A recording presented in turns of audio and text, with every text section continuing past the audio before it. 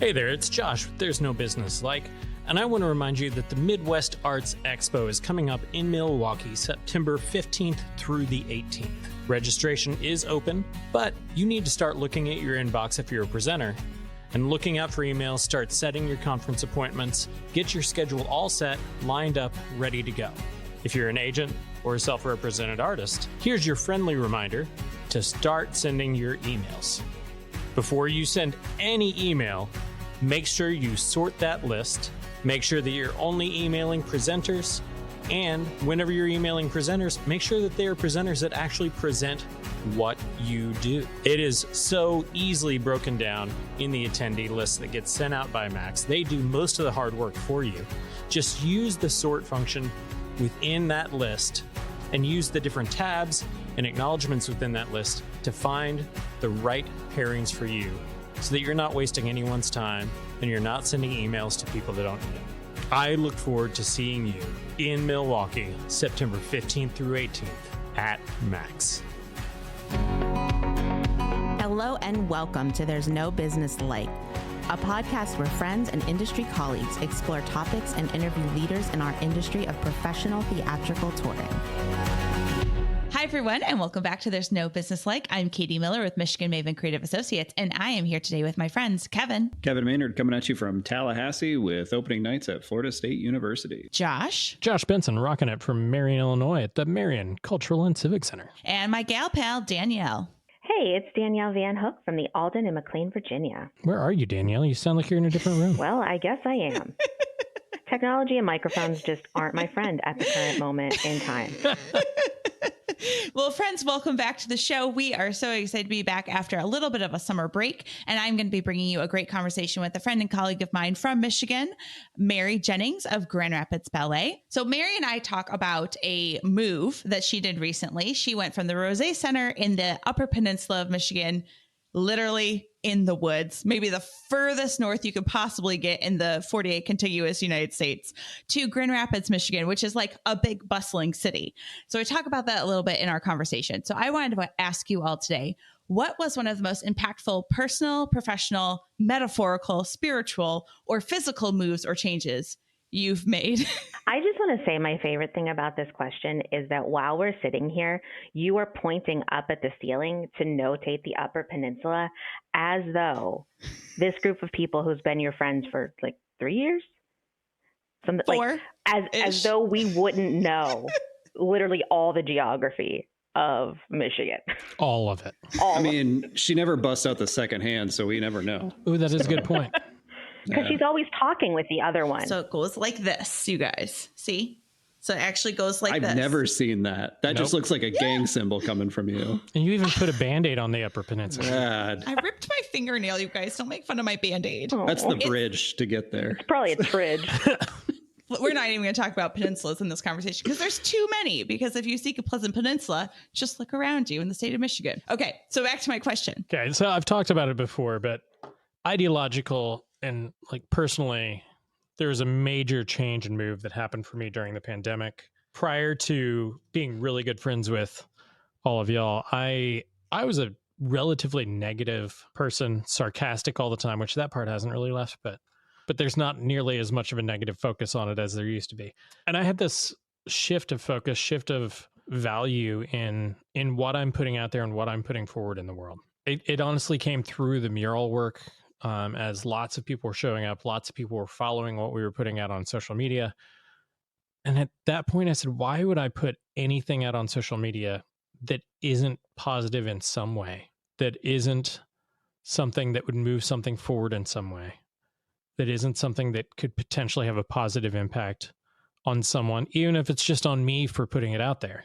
And so that was my shift. And the change and the move for me was into a more positive space for me mentally and personally. Obviously, like I have made a very big physical move to another state for my job, but I do think that, sort of the biggest change is that, I am figured out maybe what I want to be when I grow up, that I think that there is something past what I'm doing right now and sort of working towards. And a lot of that was just having this, shift in the way that I look at arts and culture and, less of a venue driven and, very American approach, and looking at, wanting to run a festival one day and wanting to do that in the festival sense that they're doing in other countries. So I think that has been my big ideological shift, which honestly led to my move to Florida as well. I did a physical move as a wee child when I went from college to Virginia.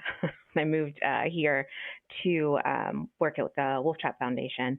I say when I was a wee child because that feels like lifetimes ago, just as far as how much can change. And I mean, at the time, moving out of the state was just it felt like I was moving to the other side of the world. I mean, it felt like I was fully starting over again. And I mean, in many ways, I was starting my professional life and I was doing all this, but just I had always lived in a pretty small place. I went to college in a super rural place from a smaller town, and then just to be sort of dumped in the suburb and trying to just figure out how to be a young person there I basically went literally went to a foreign country. Since then I've actually moved here in Virginia 8 times, and I am truly done. I am done moving my house location. I'm open to adding vacation properties. I'm open to moving metaphorically, but I am living in this house. Are you inviting people to send you listings for vacation properties, or I mean, if they'll also are you interested in timeshares? What are we? No. What are we proposing here? No, I know that's a bad choice. Well, I mean, maybe not a timeshare, but what if it was a group thing, a podcast timeshare, an NBL podcast house? Yeah, but a one-time thing where I don't have to make yearly payments for the rest of my life, then yes.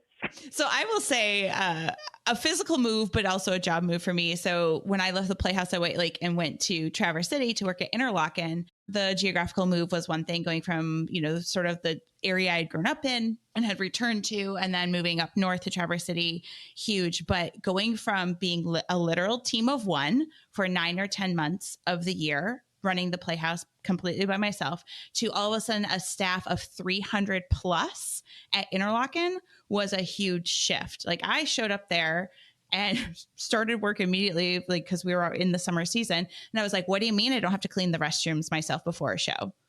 That was the space I was in, was literally doing every physical thing that it took to make a show go, completely on my own. To have people that made up this institution was a huge shift, and learning how to work within that large of an institution was a wonderful experience. I won't even say it was different. It was maybe challenging at some points, but overall incredibly positive. And I think one of the best things I ever did was going and working in that team in Interlochen. So that being said, I'm going to circle us back to my wonderful conversation with Mary Jennings. I hope you enjoy.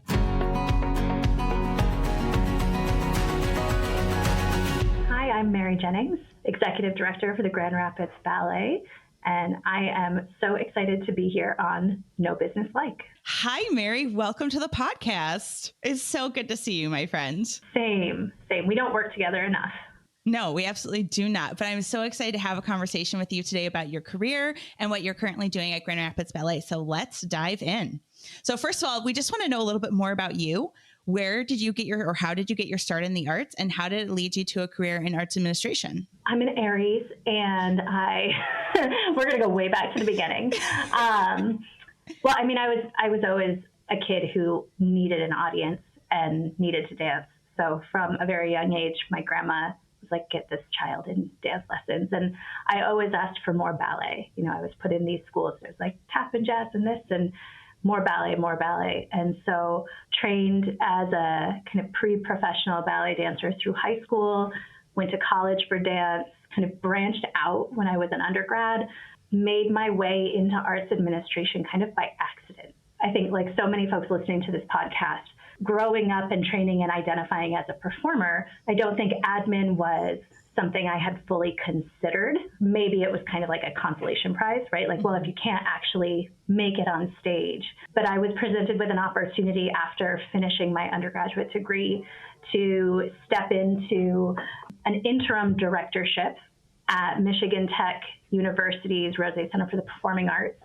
I had just kind of bopped around the performing arts department, saying, use me whenever I could after moving to the UP. And so they thought of me for that role. And that's really when I had the opportunity to learn how administrative work is so aligned with community building work. And that was work that I was interested in outside of my arts life. And so I earned my MBA while at Michigan Tech. I think I made it hard for them to fire me. I just was persistent. And so they kept me on for 10 years. And that's how I got to meet you and got to meet the folks that are in our network through Michigan Presenters Network, through all of the connective work that Arts Midwest was doing at the time, through APAP. And so I feel so grateful for those communities to have helped give me shape and direction as I kind of fell into administration. And then I started with the Grand Rapids Ballet as their ED a year ago. Yeah, very exciting. And so we're going to get to your time with Grand Rapids Ballet in just a moment, but I want to stay with your time with the Rosé Center for a little bit. Can you tell us a little bit about the Rosé and where it's located in the Upper Peninsula of Michigan? The Rosé Center for the Performing Arts on the campus of Michigan Technological University is in the top hand. When people do the Michigan hand thing, they often forget that there's a hand on top of the mitten. And so you go literally as far north as you can go on US 41. And it's in a town called Houghton, Michigan, 2 hours from a Target, 2 hours from a Starbucks. Like it's a micropolitan. The town itself is bustling and active. It is just isolated. The university doubles the population of the town when the students are back on campus. It's beautiful. There's tons of outdoor recreation. And then we have on campus the Rosé, which is the area's largest performing arts center. So for the whole UP region, it's the biggest house. It can hold the largest touring productions or productions of any size. So we really had a gem on campus. I've not had the pleasure, but I've seen pictures and I know a lot about what you were presenting and working on just through being colleagues. And I want to know a little bit more about what are the challenges of presenting in such a rural community, but that does have that sort of bustling nature to it. It feels like, two very different types of communities that you were serving during your time there. So you have schools with school matinees and family programming. You were able to bring in a Broadway show here or there. You're also programming jazz and classical music and serving a university community at the same time. So what are some of those challenges and joys of serving communities that have like so many different needs? The challenge is like any presenter or agent listening to our conversation would anticipate, things just don't route through Houghton, Michigan. Like there is not easy routing as we work to bring bigger shows into the region. And so the relationships we had with agents and sometimes with artists directly were so important in bringing exciting and new work to the area. Working with schools, with the university, and with our local community, people were excited that we had what we had. Certainly, the challenges are not unique, I think, to so many of us, no matter the size of the community we're in. We don't find people generally just lining up, waiting to buy our tickets. Of course, some of them do, but there's always the necessity to sell our experience, sell the value of what it is that people are buying when they buy a ticket to your event. You're selling community, you're selling the place of acceptance and safety for some folks. I think our community in the UP and Houghton was really receptive to that, making it seem like an easy and accessible place for folks who might have to travel an hour or two to get there was a challenge that I would imagine a lot of rural presenters are thinking about, how to fill your house with folks when you need a really wide radius to do that. But yeah, the biggest pain in the butt was routing. Yeah. The joys though, oh man, we had such an appreciative audience. You put in your good work that we know our artists do, you're going to get a very appreciative audience. You're going to get your standing ovation. You're going to get a house full of people that are just so receptive and excited that you're there. And it gave us joy hearing, a theater full of elementary school kids laughing and participating at a school show. I mean, there's just that presenting work is so joy-filled. Mm-hmm. It's hard. My colleagues listening to are like, it's not all that. And I know that that's true too, but those are some life-giving things. I also want to talk about something you and I have talked about before that you did at the Rosé, which was really building an incredible staff culture. And I think this is something we need to remind ourselves of and sort of revisit those tools and how do we rebuild our staffs or build them up, the current staff that we have, whether it's transitions or whether we're having funding issues or whatever. So I'd love to hear a little bit more about how you went through a process with your staff of defining, I think there were 4 values that you ended up coming up with: responsibility, accessibility, dignity, and joy. And I know you went through a process with your staff of conversation and defining those, then actually implementing them in your everyday work. Can you share with us a little bit about what that process was like and what were the results of that with your staff? And then how did that sort of trickle down into your programming and your audience interactions and spaces like that? The work came out of my role at the Rosé. I had already been there for a number of years, which is very different than what I'm going through being new to the ballet and wanting to both understand our current culture and establish a new culture. I had been in the environment of really understanding the work that we do, understanding the players that made the work possible for some time before we took on this project, or before I was in place empowered enough to kind of lead this work. And so again, it was Kirsten Barando coming on board. We had worked together for, I don't know, it was maybe about a year in, and it was the right time for us as a staff to really look at what the next 5-10 years would mean. So that's important context, because every organization and every leader that wants to take their organization through strategic planning or just kind of some value stream mapping or identification of core values, where you start from is different for all of us. I had such intimate knowledge of the place that I was working. I saw what worked and what didn't. Many of the people that I went through this process with, I knew very well. Some people were new, and so that was a great opportunity to bring everybody together. That said, I had a mental list, probably a Google Doc as well, of like the things that were important to me and what I wanted to see happen in the next 5 years. I knew I wanted to shift to be more sustainable in some of our operations, right? Environmentally sustainable.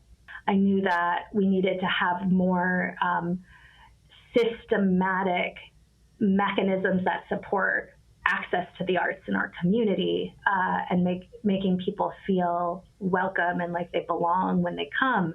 So I held these values, professional values, myself, coming from a place of being informed of doing the work and really understanding the environment. I believe the formalization of this establishment of core values came first in some conversations with Kirsten, who was our lead, communications person, marketing and communications, really helping to both align with her. So you'll find the people, maybe it's one person in your office, maybe it's a number of people who are leaders, who are empowered to weigh in on kind of the early stages of this kind of work and these conversations. First, for me, it was like, are these values aligned with your read on where we are? How far off is what I am hoping to see from where you think our team is now? And then from there, the process was quite iterative. Some early brainstorming, bringing conceptual ideas into things that felt more concrete, and then formalizing the plan of how we are going to provide inroads for everybody to first hear that we want to formalize values in a stated way, provide some opportunities to weigh in. So these were first some digital ways for people to kind of read through the concepts that we were presenting. And then we had some all staff in-person meetings where we really drilled down into what these 4 words that we came up with, what they meant, all of the different lenses that we would see the work through, coming through these values, and how they relate to all of us individually, right? It might not be all values and all decisions every single day, but the team understood that naming our organization values or department values was a vehicle for decision making. That's how we looked at that, right? We can't all go find the supervisors and every single time we need to make an important decision. And so if we can focus all of our decisions through this lens, this values lens, and then we still feel good about where we come out on the other side, knowing that we kind of ran them through these values, then we're doing the best we can. When I think about leaders leading staff through a process like this, I think some leaders are going to be on board with that. And some are going to take the stance of, well, I'm the leader. I should be defining what our organization stands for. I should be the one saying, this is what we believe, and get on board.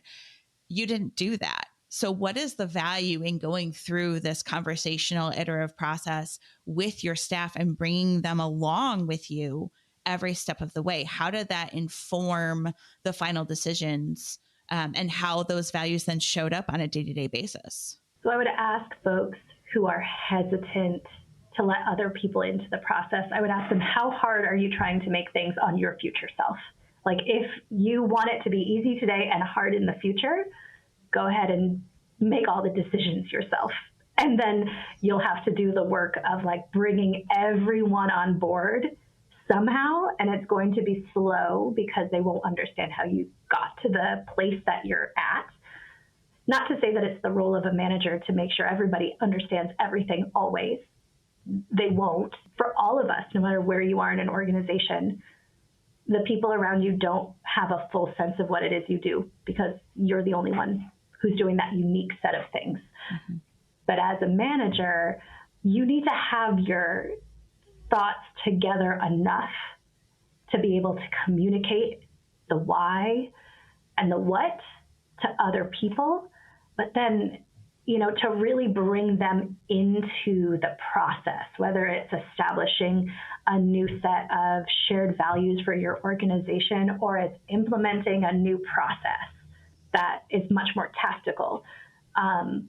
Bringing them in maybe a little bit earlier than you might otherwise is going to help them feel a part of it. It's going to help them feel like they understand when a decision gets made that they wouldn't love, but maybe now they see where it came from. And, especially with setting organizational values, like it'll be reflective of the actual people who are working in your organization instead of something that feels much more topical and thus harder for people to work in alignment with, let alone adopt it and really embody. So taking that sort of leadership philosophy, and I feel like you are a very person-first leader, transitioning to Grand Rapids Ballet.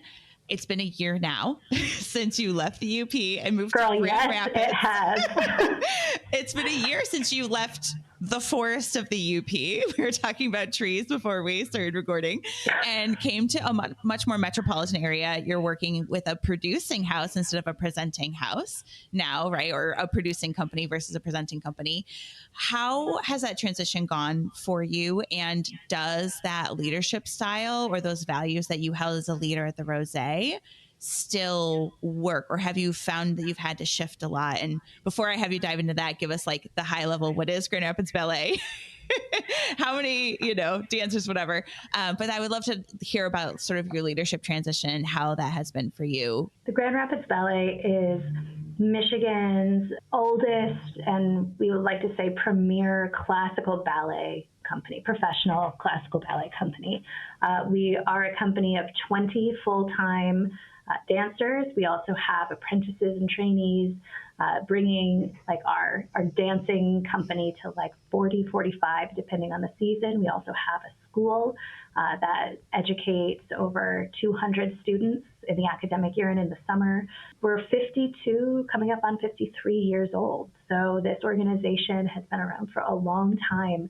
It was a shift coming from presenting to the producing side of things.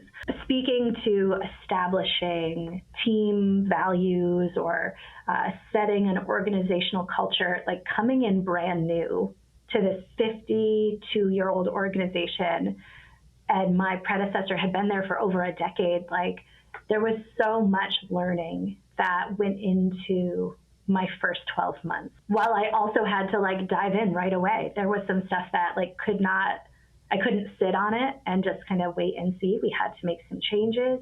There was staff turnover that I think is maybe normal or expected when you have like leadership change like that. There's just people that kind of roll off, and then you've got to build your team, which is what I have the joy of doing right now. I feel just this summer, like really like the team is coming together. There's been a lot of change management in my first year, everything from I am not doing payroll manually anymore, like we got to change this, to value stream mapping, having everyone come together, sit around a table, a team that did not do this kind of work regularly. And that's not a knock to my predecessor. It's just a different way of leading the team for me than what they did. And so like having the staff, artistic and administrative, tell me, how do we bring value to our patrons? Like, you tell me, help me figure it out. And then went into the subsequent year knowing that that's kind of how we see ourselves already, knowing that these values that the team identified are how we feel like we're really good at what we do, or good at delivering, on our promises to our audience. Implemented surveys, love a post-show survey. Just ask people. Just don't make it hard. It's like 6 questions. Who are you? What'd you like? Was it too expensive? Anything else? Those are all the questions you need. I feel like I'm just now finding my feet on the ground after my first whirlwind year of not only going from presenter to on the production side, but like I'm not part of a big university anymore. It's a much smaller organization. And some of the things that I learned at the university, I can figure out how to implement here, and some things I'm like, oh, that's just not going to work. So that's been one of the many learning curves that I've been hit with this year. So let's talk a little bit more about the company. What role, so you said it's the oldest classical ballet company in the state. It's situated in Grand Rapids, which is one of the fastest growing cities in the United States. It's on like multiple like top 10, top 50 lists of places to live in the country. The food, beer, wine scene, the art scene there is incredibly robust. So where does the company sit in sort of like the citywide or regional arts ecosystem, and then the state, and then even bigger picture, like the Midwest arts ecosystem? So in Grand Rapids, there are a handful of kind of major institutions, and I would count the ballet among them. These are institutions that are, established, decades old, are reasons that people are visiting the city. There are reasons that artists are residents of that city. We also have, our friends at Art Prize, who are known definitely throughout the state, but, nationally as bringing artists to the area. And so we're kind of the balance to that, right? Art Prize brings folks in, brings tourists in, brings artists in. We are the institutions where the artists move here. I'd like to remind folks often, like, our artists, our dancers pay rent in Grand Rapids. Like, they live here, they move here, they become residents of this place. And so the impact that having arts institutions that are employing your artists, the impact that that has on a community is hard to quantify, but they're substantial.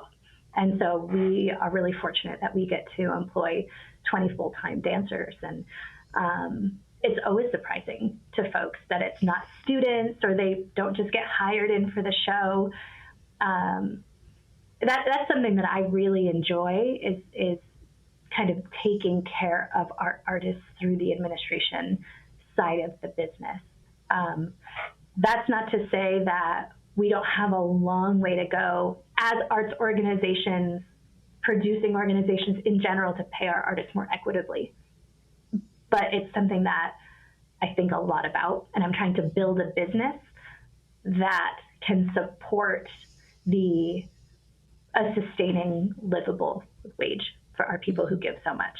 We're not there yet, but we're trying to get there. How do you actually make that sustainable then, Mary? So you just stated that you're looking for more equitable pay. Your artists are residents of the community. They're there. They're working full time. So as a company leader, you're leading staff and you have your artists and you have your education programs and the students you're supporting, all of that.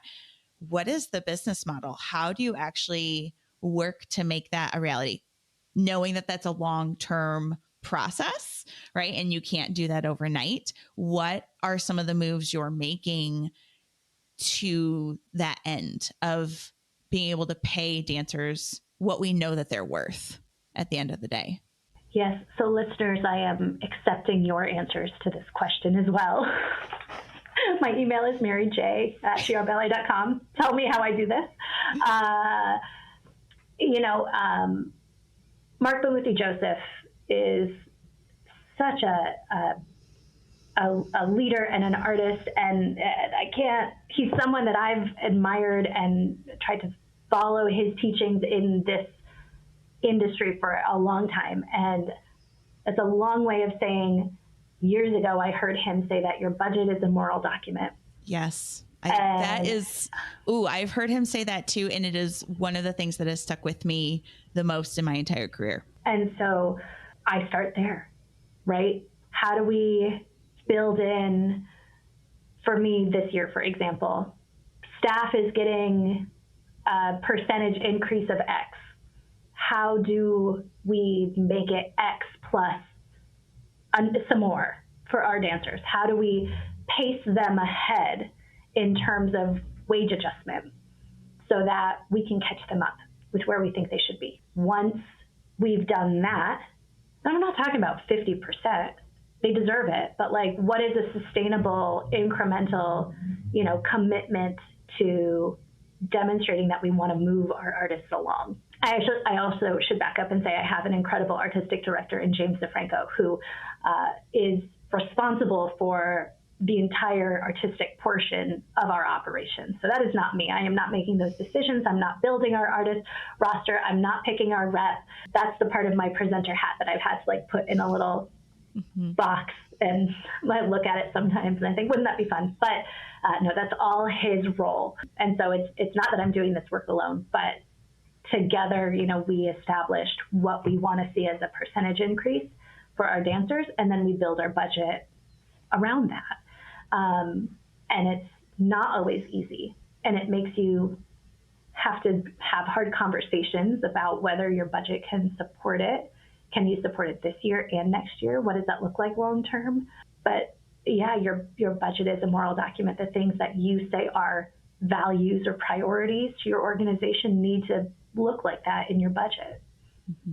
Otherwise, I don't know how else you're making that work happen. So, and on that same vein, I know you have incredible community engagement and education programs as well. So how do you also go about finding teaching artists to teach those classes, to go into schools? How do you budget for that? How do you create space for people to engage with classical ballet, which arguably that and opera feel like two of the least accessible art forms in sort of our current modern arts landscape? How do you create space for those things within your budget and then staff them appropriately and create those opportunities for your community? So I'll first stop and say that I've seen the same statistic about ballet and opera, and I just fundamentally disagree. The people who are making that data, because we can make up data now, we live in a world where everything is made up. I don't mean that. Sarcasm doesn't translate on a podcast. Let me be very clear. You can't make up facts and data. And I do just disagree. I think that ballet is so athletic, and it's so it's spectacle, right?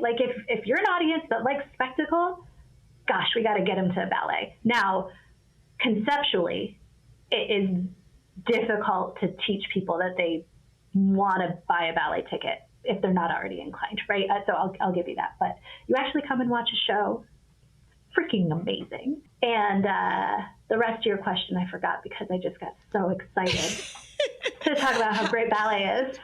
How do you create opportunities for that engagement, right? That's so it's right. Education, being out in the community, audience development opportunities, both on the budget side and the personnel side.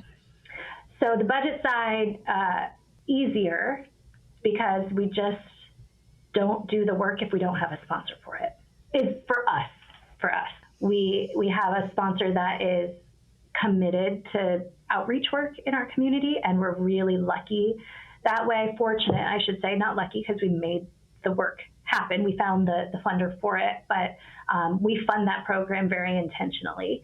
It has to kind of fit within the budget. We definitely want to see growth, and then if we have the potential for growth, then we need to go solicit more dollars to support it because it's entirely free.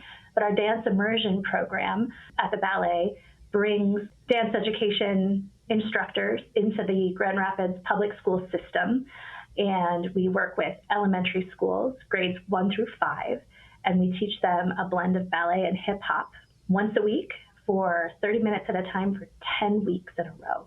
So it's not just a one and done program. They get programmed into the school, kind of like a gym or a music special. They get dance immersion. And so we have to fit the program within the budget that we have for it. We have to plan out our growth in terms of like grant cycles. But I think folks in our community really like to fund that kind of work too. We're actually within our development office starting to make a shift. Like, great, we can talk about all of our auxiliary programs, but like we need folks to just say, yes, I want to fund like what is core to the ballet, which is our performances too. So it can't be all outreach, or you end up with a little bit of mission creep too. So for us, dance education falls very squarely within our mission. We're bringing it into the schools allows us to literally meet students and teachers and programs where they are.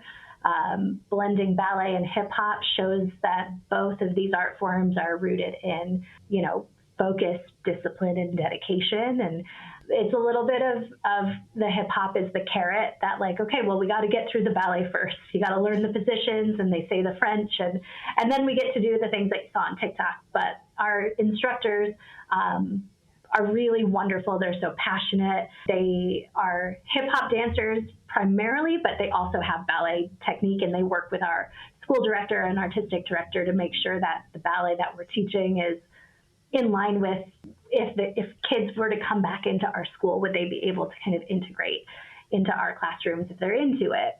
It's such an important piece of our programmatic portfolio to continue to bring our art form that, yes, can seem quite inaccessible, and bring it to public parks and bring it into public schools, and to create opportunities for people to engage with it at low or no cost to themselves, so that we can demonstrate just how athletic and entertaining ballet is. Is that part of the argument, that athleticism that you've referenced, the spectacle of it, is that one of the pieces that you're pushing as part of your marketing to build audiences, to reach folks that feel like it's not for them? And then also part of your fundraising pitch, like you said, you went out and sought sponsors that are passionate about this. So is that part of the strategy that you're using? Because I don't know that I've heard a lot of dance companies point to the athleticism of dancers. It's about the artistic, it's about the history, it's about the tradition of it. That seems like a different tactic to me. I mean, maybe this is because my spouse is a coach, and I'm used to being around athletes and that kind of a world as well. But yeah, no, I'm pushing our dancers as athletes in a big way. And it's something that makes the art form so impressive. What they physically have to do, and they have to make it look effortless too. Also the theater, the Peter Martin Wege Theater, that is connected to our studio. So we own a theater, which is a huge for the company. The first seats are so close to the stage. We don't have a pit in our theater. When we perform at DeVos Performance Hall, there's an orchestra pit. But in our smaller shows here, like, the audience is right up on the stage. And so they see every muscle, every drop of sweat. It's a 300-seat venue. There's not a bad seat in the house. And you really get to see all the work that goes into these shows. And it's also something that I've heard folks communicate to us, whether they're folks who are kind of in our inner circle or people coming to the ballet for the first time, how impressed they are about how athletic it is. I'm like, why are we not talking about this more? I think maybe other ballet companies do that too. I'm not saying that we're innovative in that space, but in Grand Rapids, that we have a lot of cultural organizations. and I wouldn't say that we're in competition with each other, right? But like, how do we just differentiate? Like, we have the athletes. You know, we have the athletes. You want to go to a Griffins game or a Rise game, you might actually like the ballet. Right. And we can talk to those folks in a different kind of way. Mm-hmm. And I would also say that ballet history, talking about just history and for history's sake, like ballet history is pretty traumatic and abusive, right? It comes from not a great place. It's excluded a lot of people. And so, yes, it's so impressive that Swan Lake has been a ballet that's been performed for over 100 years. It's in our season. The 25-26 season will include our own company's kind of world premiere of a James DeFranco Swan Lake. I'm thrilled about it. It's the cover image of all of our marketing stuff. Like, I'm pro Swan Lake being this historic pillar in ballet. And also, I don't think that's very compelling to most people. And also, if we're going to talk about the history, we can't just pretend that it was great for everybody. It wasn't. I mean, even up until a generation or two ago, the training that went into ballet, I mean, it was brutal. Yes. It was brutal. We got to build a better ballet, you know, culturally, know better, do better. And so that's just not the compelling thing for most people. So yeah, let's talk about just how crazy strong these guys are. We did Peter Pan last year, and our dancer who played Peter, his costume was like, I don't know, like a Peter Pan costume. So you could see his whole leg, and it was just these giant quads, like totally cut quads all over billboards around Grand Rapids. And I was like, that is the most impressive thing I've ever seen. Yeah. And we had people telling us that at the show too, like, oh my God, that guy. I'm like, I know. It's crazy. Well, and I sort of latched onto that because you used that word a couple of times, but also when I was looking on the company's website, looking through the pictures of the company, first of all, you have an incredibly diverse roster of dancers. So in terms of embodying that value system, I think the company, and I know this predates you, but the company embodies that very well of like building a new type of ballet company, you know, really bringing dancers together of all different backgrounds. So I wanted to note that. But also the photos of your dancers on your website, everyone is in the air. Everyone is jumping or turning or in splits or something in the air. No one is standing on the ground in those photos. And yes, I think that is like a very subliminal but impressive way of demonstrating this value or this quality that you're trying to embody in your marketing. I love that you picked on that, Katie. I should say I am not a marketer. Anyone that I've worked with in marketing would know I am not a sophisticated marketer. And we have a show called Jumpstart every year. It's a very cool show. Our dancers get to choreograph on each other. So it's like 14 new works. But my one directive when we were doing our season photo shoot, I was like, I want the Jumpstarts photo to be jumping. And I don't care how cute that is, like put them in the air, make them jump. It is impressive. It also gives us movement. It's not static. The energy is like palpable in the photos. Yeah. So that's really impressive. Yeah. So I think that's actually a great little marketing tidbit. And I hope it inspires other folks to sort of think outside the box when it comes to what they're talking about when it comes to their performers. So talking about rep, you have a very impressive piece of rep that Grand Rapids Ballet developed themselves, a brand new version of the Nutcracker, which debuted a few years ago. And even though you're a resident company, you sit down most of the time in Grand Rapids. That is a piece that tours. It has done runouts to Midland Center for the Arts, for instance, other venues across the state. And so knowing that and having seen that work, it makes me wonder about what the role of regional companies like Grand Rapids Ballet can be in the national landscape. So you sit down, you're serving a community very intentionally, but then you also have work that you can easily tour, right? You have Chicago Tap Theater. You've got, you know, dance companies in Detroit that tour regionally, just talking about the Midwest alone. But the conversation around dance in this country has been a little shaky. I'd say like there's a lot of sort of reticence around dance. Touring costs have skyrocketed. It's so much harder for large companies to tour with their work. So they've been scaling down the number of dancers they're sending out on tour. Sets have changed. Rep has changed. So it sort of makes me think, like, is there a bigger role for regional companies like Grand Rapids to play now in the national dance world? Yes. Go support, buy tickets to, and see in their resident location your local regional dance company. We all in the arts know that the perceived value of a ticket to a company that's not local is going to be higher than to your local organization. But if you're just listening to this, let this be the reminder that your local organization is probably doing such great work. And if we just slapped a different name on them and said that they were on tour, you'd be so excited to see them. Don't undervalue your local organization, because it is expensive to tour dance. It is a lot of bodies. That's in part what makes dance so impressive. I invited some folks, actually some athletes from the Grand Rapids Rise volleyball team, to watch Peter Pan this year. And one of the things one of the athletes said was most impressive was, like, they're all doing it at the same time. You know, it was a core of dancers, and the fact that they're all doing the same thing at the same time, it's like just the sheer number of everyone doing, like, that's a part of it. And so it's hard to tour ballet or dance especially in a commercial way, without the numbers.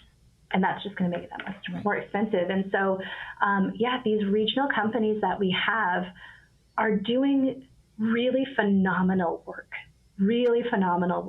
I'm thinking of, our neighbors at Ballet Met or Cincinnati Ballet. Like, I'm thinking of Kansas City Ballet, Nashville Ballet, Milwaukee Ballet, right? We have access. There's so many I'm leaving out, so apologies.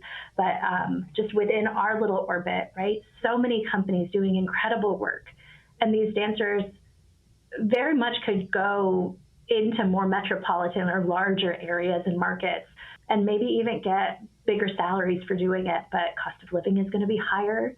Maybe they're from Kansas and this is their opportunity to go back, or they're from Ohio and this is their opportunity to be close to family. I mean, there are reasons that dancers are choosing these mid-sized, more regional companies versus just like the major companies.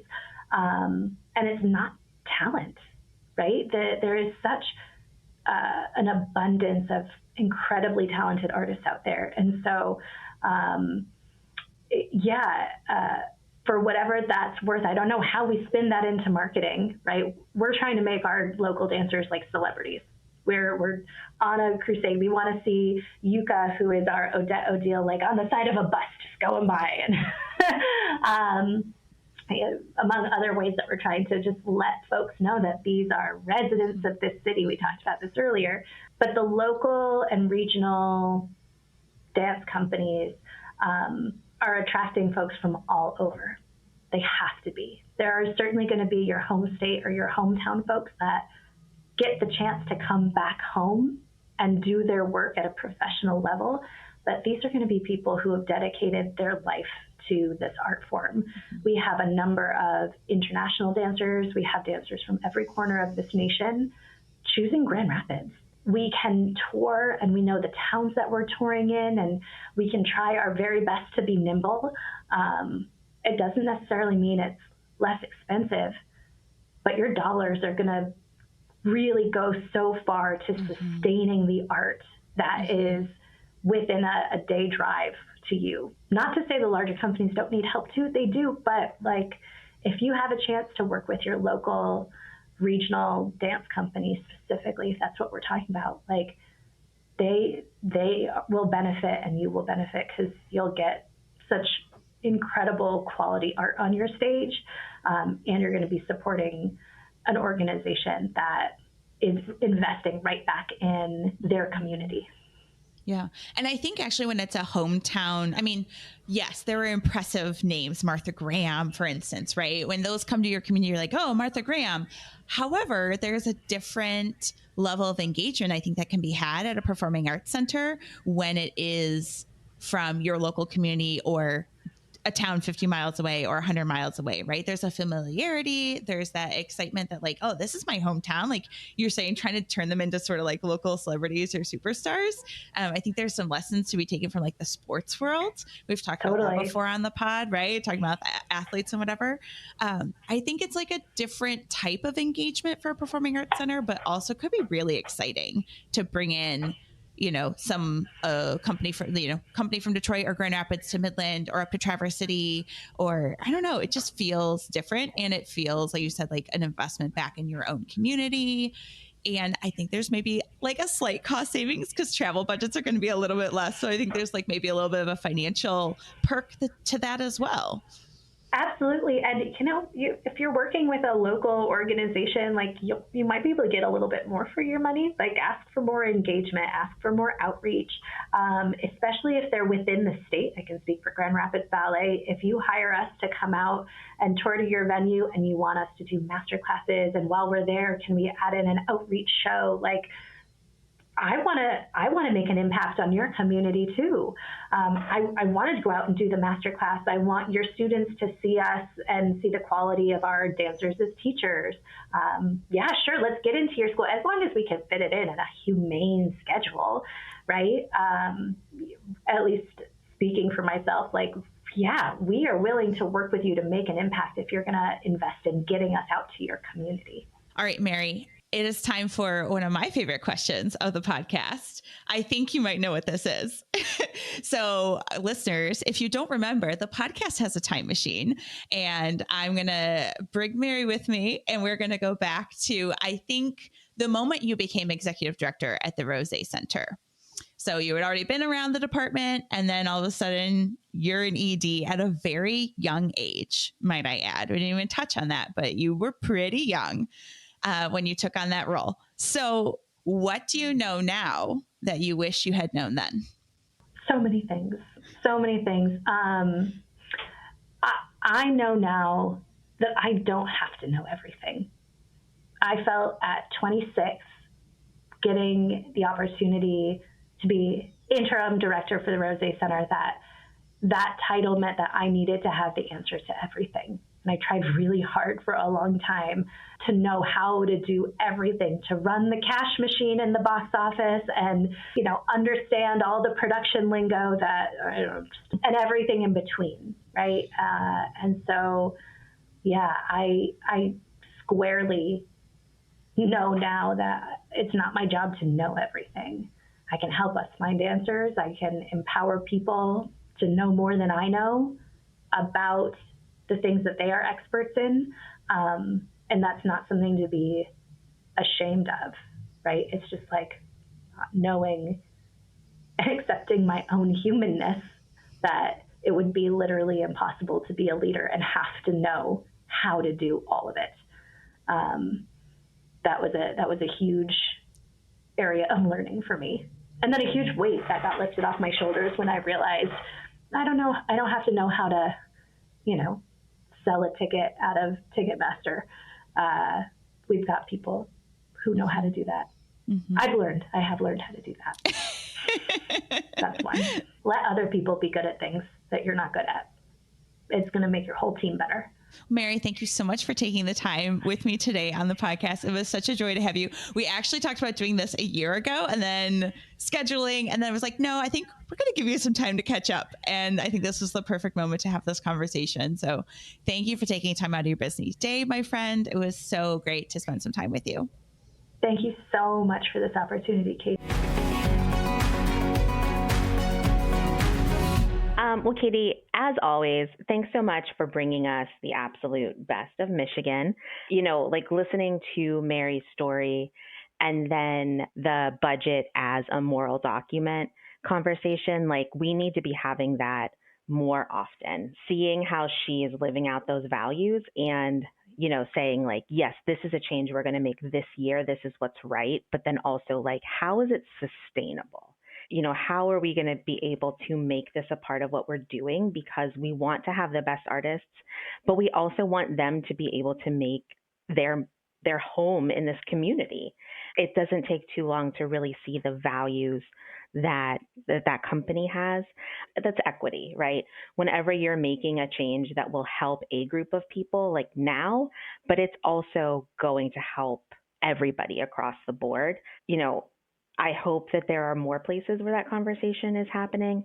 And she was really talking about dancers at that point, but I'm also assuming that that is what they're doing in the administrative side of that operation, and just really, truly empowering those employees to build roots, to do what we all want to do. Specifically focusing on, it's not easy. Yeah. It's something that her and the artistic director are having to seriously look at, and that it is a balance between the artistic budget and paying the performers an equitable wage and paying the artists what they deserve to be paid for that area, for that organization, and an acknowledgement that it is a work in progress, most likely an incremental progress to get it there over a few years, as opposed to, like she said, yeah, look, we're not giving it 50% more right now. Like, that's not realistic.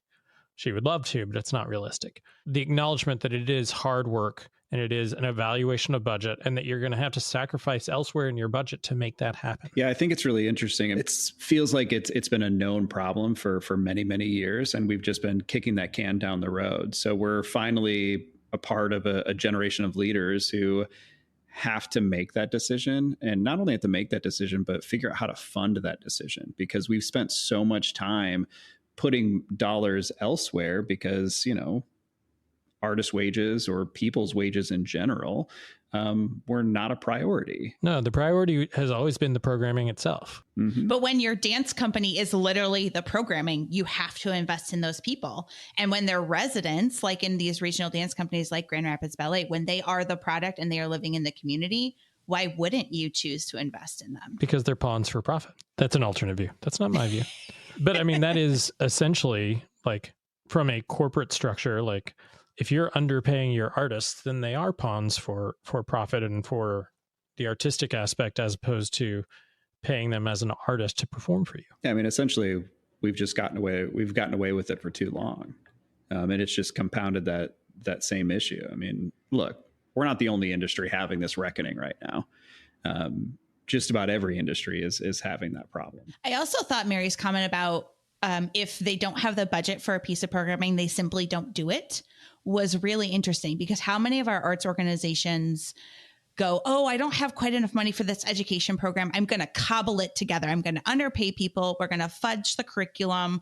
We're not going to go all out, instead of just saying to donors and sponsors, you don't want to pay for it, then our community doesn't get it. And sort of drawing that line in the sand.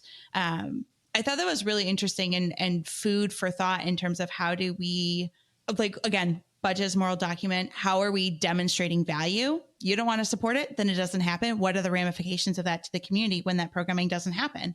I think it's a really interesting thought exercise. I also think it's easy to say that when she also mentioned that there is a donor that is exactly what they want to perpetuate.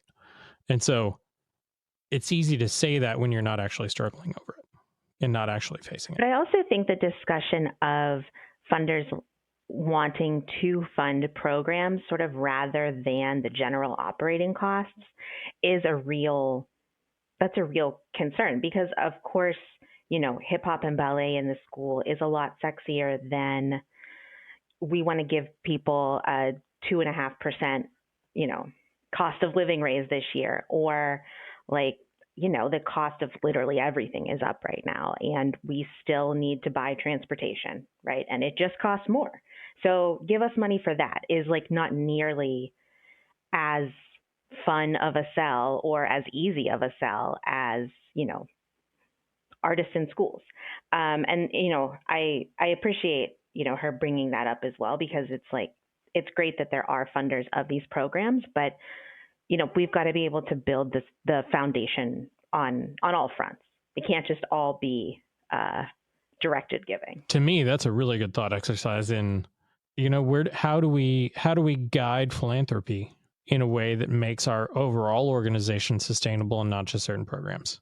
And Kevin, you've got a lot of experience in that with coming from Quad Cities and with your current position. Yeah, I mean, a lot of that to me is, I'm less concerned about donors wanting to fund programs. I think it's more about having an honest conversation of what that program actually takes. And sometimes you just have to loop in some of these other costs. Like, look, I understand that you really want to fund artists in the schools, which is a great initiative. But without those artists coming into our community, they can't go into the schools. So like, yeah, we can cover this base cost, but we also need this additional cost for that to happen. And so sometimes I think it's about building that narrative and building that conversation, like not just with your donors, but with the community as a whole. I think philanthropy is getting to a point where everybody is including like their cost of people, like their people costs and their salaries into those conversations. But if you're not, like, you're just shooting yourself in the foot. Because you're not actually accommodating for the real cost to your organization and its logistics of the program itself. Yep, because if you don't have people to run those programs, you don't have those programs. So the other thing that I want to talk about is her discussion about creating a set of values amongst staff. And she talked a little bit about strategic planning and ways that, you know, we've kind of traditionally done this like value discussion, but I'm not sure that I've ever heard it so intentional around what is the internal values of the staff culture. And a lot of times that's like a board level discussion, it's a stakeholder discussion, community, but like really making that for the staff and for the staff that's there right now, you know, I think is so important. I think a lot of times when people talk about doing strategic planning, it seems like it's like, oh, well, that's a high level, so we're going to leave the staff out of it. Listening to how much she really values the perspectives of everybody in the room, I think just like really came through. One of the ways that I perpetuate our shared and agreed values, and this goes from city administration down for our venue, is that our venue's purpose is to bring joy and experience into this community. We have a pre-show chat before every show, you know, with concession staff, with bar staff, with ushers, with literally everyone top to bottom in the building. It's a 5-minute chat to where they know all the basics about the show, intermission time, when it's going to land, what kind of crowd we're expecting, everything. And in that discussion every time, we place emphasis on, hey, we are here to make people happy and to bring joy to people. If you're having an issue with anyone and they're upset, bring it up to a supervisor immediately, because our role is to make people happy here, is to make people welcome here, and this to be a place where they are comfortable. And so that is reiterated verbatim every single show that we do, every single performance night that we have. And that is said out loud with staff from different staff members. I'm rarely the one saying it. And so it comes from different staff members every time. And it is said in a way that you know that they believe it. And so every staff member is included in that every single time from very top to bottom. Yeah, similarly in our weekly staff meetings, they always start with a woohoo. And it's basically an opportunity for anybody at any level to say, like, I worked with, you know, so-and-so last week on this, and they just did a really awesome job.